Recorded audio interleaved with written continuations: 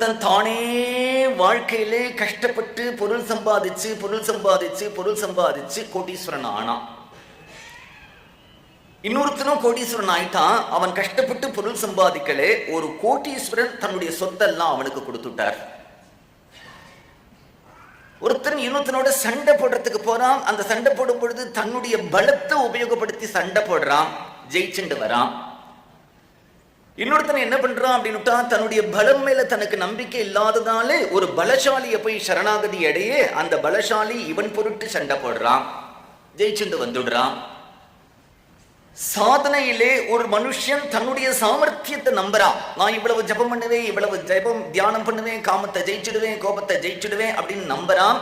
சாதகன் பக்தனோ தன்னுடைய சாமர்த்தியத்தை நம்பாம பகவானுடைய கிருபையை நம்புறான்.